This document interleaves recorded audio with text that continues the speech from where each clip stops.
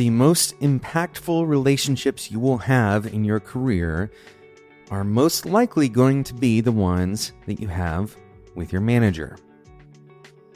Regardless of the kind of company that you are in, your manager will have the largest impact on what you do throughout your career. And so I've decided to do a short series. I'm not really sure how long we'll go with it, but a short series on how to get the most out of your manager-report relationship. Particularly, you as the report. How can you make the most of it? My name is Jonathan Cottrell. You're listening to Developer Tea. My goal on this show is to help driven developers like you find clarity, perspective, and purpose in their careers. In most companies, engineering managers are designated as a responsible party for their team. Now, this doesn't mean that the manager is necessarily directly responsible for implementation or dealing with all of the technical detail of the work their team does. Sometimes that is the case, sometimes it's not. But rather, it is the manager's job to align and coordinate and empower and provision what they need to provision for the engineers on their team to create clarity, to create a pathway towards accomplishing some set of goals. In the ideal scenario for a manager-report relationship, the manager is interested not only in accomplishing those goals as a team, but also in the long-term health and the career goals of their individual reports, and aligning those two things together. And when things are working well, when you have a good manager that has a good relationship with a report that is driven and dedicated and focused, then the manager-report relationship is one that multiplies value. When the relationship is bad, however, people tend to leave their jobs, sometimes leave the industry altogether.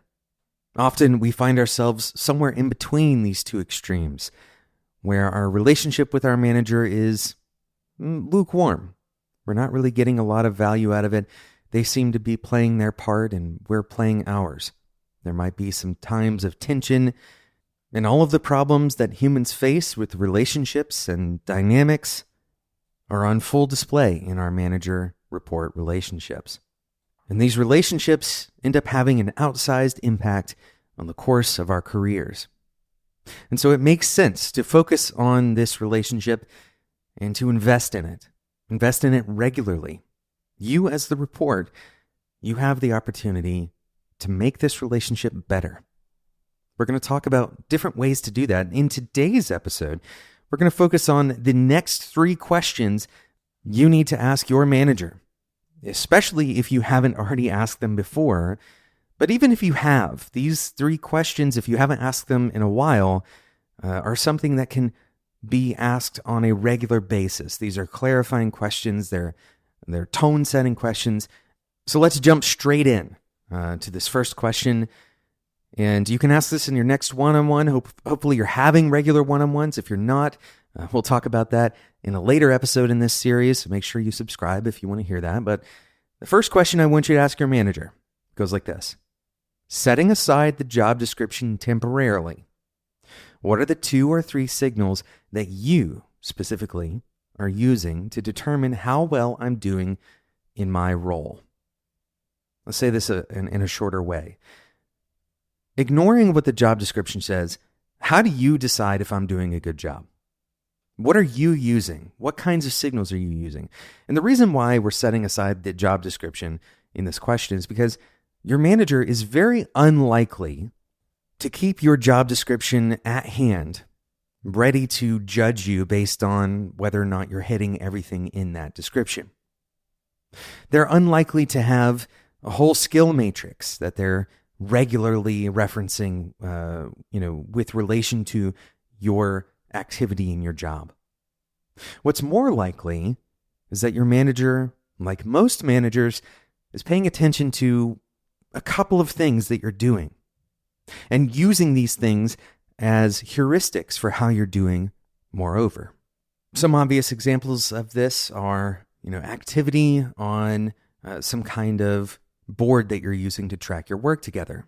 Maybe it's like a Kanban board. Are you moving stories through? Are you taking responsibility for those pieces of work? That's an easy heuristic that your manager might be using. Another heuristic they might be using is how you're interacting with other team members during meetings. Are you sharing your opinion? Are you kind of contributing value to the meeting? Are you helping the meeting move along? These are all things that a manager can kind of passively gather that kind of information about how you're interacting. But this question does some overtime work when it comes to how your manager is evaluating you. If your manager is like most managers, they may not know exactly what signals they're using. In other words, they might be using some intuitive sets of measures, or they might have an ad hoc way from week to week to determine how well you're doing. Maybe they're using your report to them in your one-on-ones. Maybe they're using what they're hearing from other people as a heuristic for how you're doing. Or maybe they are looking at the team as a whole and applying how the team is doing down to the individual level. There's a lot of ways that managers can do this implicitly. In other words, they're not actually thinking about those measures explicitly. And by asking this question, you've triggered their thought process to think about this more explicitly. This is likely a good thing for both you and for your manager. If you know what they're looking for explicitly, then now you have some clearer markers for how you can succeed with reference to what your manager is hoping for, right?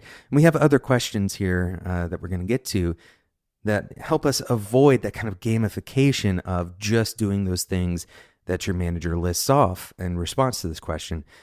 But it's a good starting point to help identify ways that maybe you don't even know that your manager is paying attention to. So again, going back over this first question, setting aside the job description that I have temporarily, what are the 2 or 3 signals that you as my manager are using to determine how well I'm doing in my role? We're going to take a quick break and then we'll come back and talk about the 2 other questions that you need to ask your manager as soon as you can.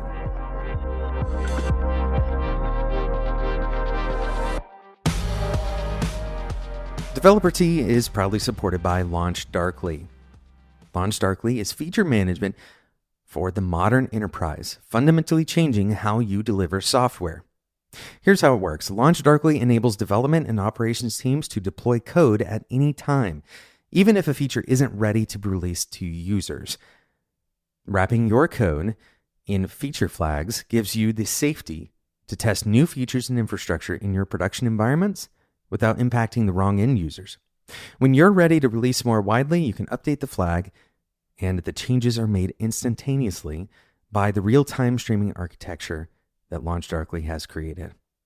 I'm going to go off script here for a second and talk about a scenario where feature flags are enormously valuable.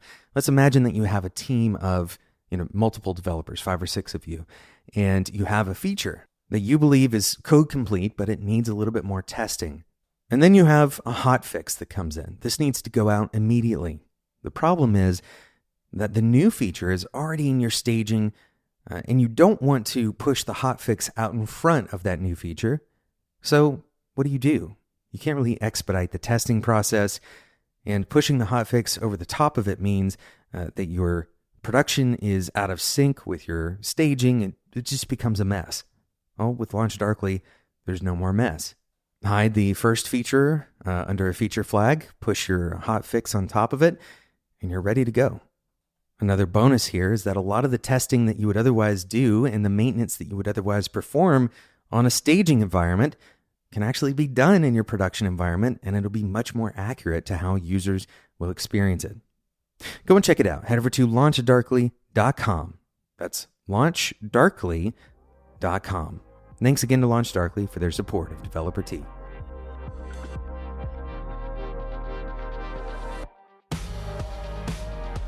In today's episode, we're talking about improving your relationship with your manager, getting the most out of that relationship. And In this specific episode, because this is going to be a series, we're going to talk about this more. We can't cover it in a single episode. And this is such an impactful relationship that you'll have. And it's actually more than one. You're going to have multiple managers throughout your career, most likely, almost certainly. So this is a very critical relationship to pay attention to and to invest in. In today's episode, we're talking about the 3 questions that you need to ask your manager immediately if you haven't already. These are kind of calibration questions.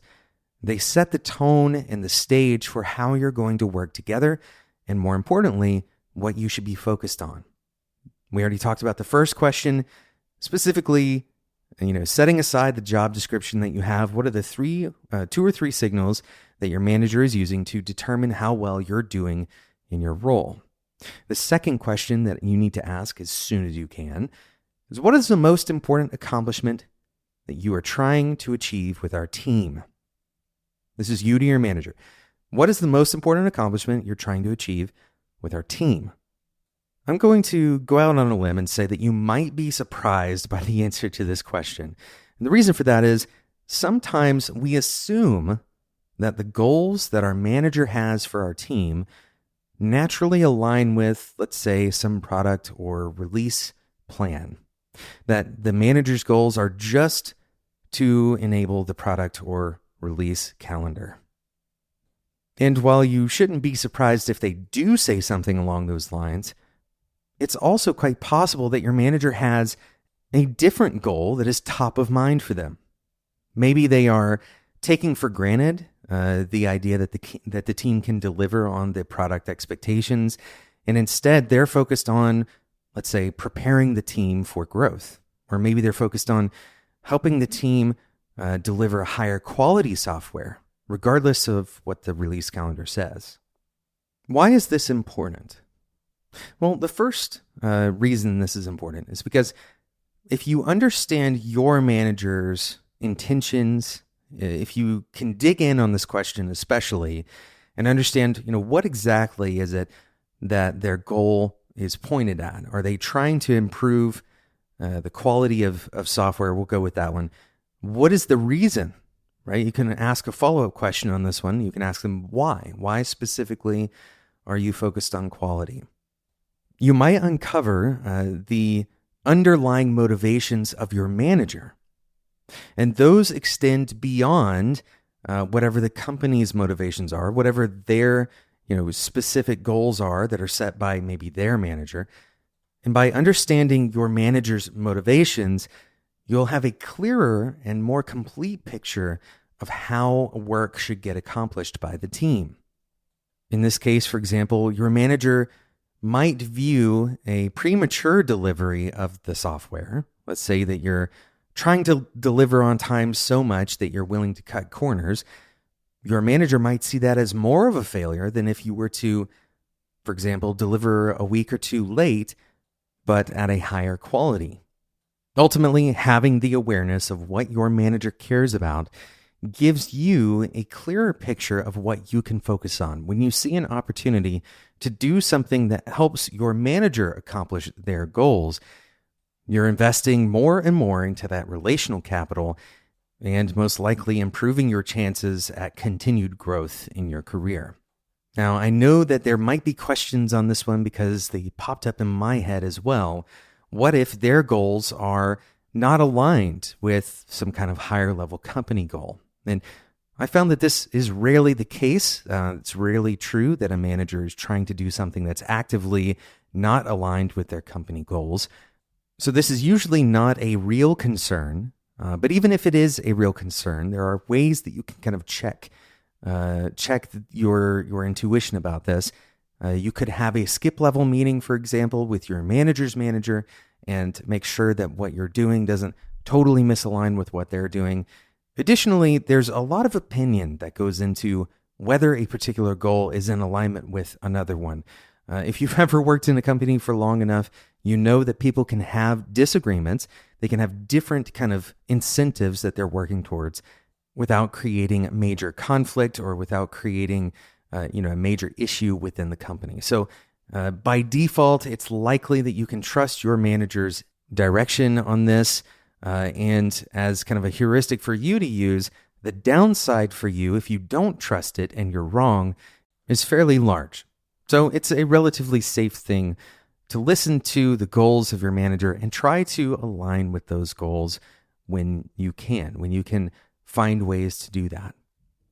The third and final question that you need to ask your manager in your next one-on-one or as soon as you can is, what problem, project, or decision can I turn my attention to have the most profound impact on those goals? This is kind of connecting the dots between what your manager has just explicitly stated as their main motivation, their primary goal, and you being a catalyst towards that goal. This is definitely some specific and intentional communication strategy that we're employing here, that you are kind of directly helping them achieve what they want to achieve. But it's also not artificial.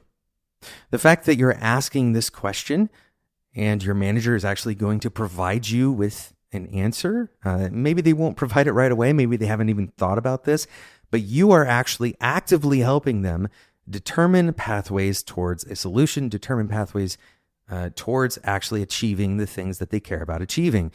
And you are acting as an agent of that, of accomplishing those goals. Now, recognize that we have three different things that we're asking in this question: problem, project, or decision. And these are in different kind of sizes in terms of impact and in terms of investment. The smallest of these is likely the decision. Most of the time, decisions are relatively small in comparison to the other two items on this list. Sometimes decisions require a little bit more investment, but generally speaking, this is probably the fastest of the three. The next largest one is going to be a problem, and then, of course, the largest is a project. Multiple decisions are likely to be made for a given problem, and a project probably houses multiple problems. By asking this question this way, you're hopefully elucidating if there is a specific thing that is on your manager's mind, a specific decision or a specific problem maybe, or if the manager is much more open and doesn't have something super specific on their mind. In that case, it's likely the project, right? You're likely to hear a project level answer to this question. Ultimately, by having these three questions answered, you've calibrated with your manager what you should be focusing on. And not only what you should be focusing on from their kind of lofty expectations based on the company's desires or the company's intentions and goals, but also their own. And by asking these questions in the way that we've kind of phrased them here, you're teeing yourself up to be right in the line of kind of value delivery and accomplishing the work that needs to be accomplished to help those goals actually get achieved. Now, I want to address a concern that I can imagine you might have if you're listening to this, and particularly if you are a younger engineer, younger in your career, less experienced. You may feel intimidated by putting yourself in this position, by asking these questions of your manager. But here's the critical thing to remember. Your manager should have a clear picture of what your capacity is, and when you ask them to give you feedback or direction, it is their role to moderate that to your capabilities. And so if you ask them, what problem, project, or decision can I turn my attention to have the most profound impact on that goal, your manager should be able to moderate based on your experience level. I believe that you, specifically, with the experience that you have, can turn your attention towards this decision. It's also likely that if you have a good manager, they're going to point you in the direction of collaboration. This effort is not to get kind of an in with your manager. You don't want to be your manager's pet, so to speak, their favorite on the team. That's not the goal here. Instead, it's to try to uncover some of the otherwise hidden goals, some of the otherwise hidden criteria for success. And this doesn't disqualify you from collaborating with other people. So if you are that younger engineer, if you are that less experienced engineer, take all of this in stride and recognize that you have the opportunity to take these answers and go and talk to another one of your teammates about it. Go tell them what you've learned, and then come up with a plan.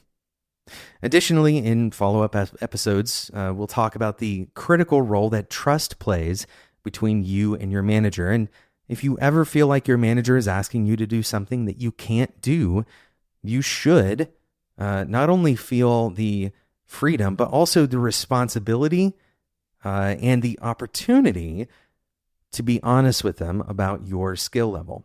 This gives you the open door to talk about the gaps in your skills, how you might address those gaps, whether that's through collaboration or maybe you actually going and doing something new, gaining those skills that you don't yet have through experience. But none of that can happen if you don't have a clear and open relationship, a trusting relationship with your manager. So we'll talk about that in follow-up episodes. I hope you enjoyed this discussion on improving the relationship that you have with your manager, the most critical relationship or series of relationships that you will have over the course of your career. And as an important note, if you are ever on the track to become a manager, all of these same things still apply to you, both from your role as the manager, but also because you're still going to have a manager yourself. You're still going to need to have this series of skills in your back pocket. So thank you so much for listening to today's episode. I hope you enjoyed it. Thanks again to today's sponsor, LaunchDarkly. Head over to launchdarkly.com to get started today with enterprise-grade feature flagging. If you enjoyed this discussion, I'd love for you to join us on the Developer Tea Discord. You can do that totally free by heading over to developertea.com/Discord. You'll find engineers who are ready to support you in your decision-making processes and your questions about your career. You can provide feedback to me. I'm actually in that Discord as well, sharing my opinions. It's a great place to ask questions about various books or, different technology stacks. There's a lot of information that you can gain from other engineers who are just as motivated as you are to become better in their careers. Thanks so much for listening, and until next time, enjoy your tea.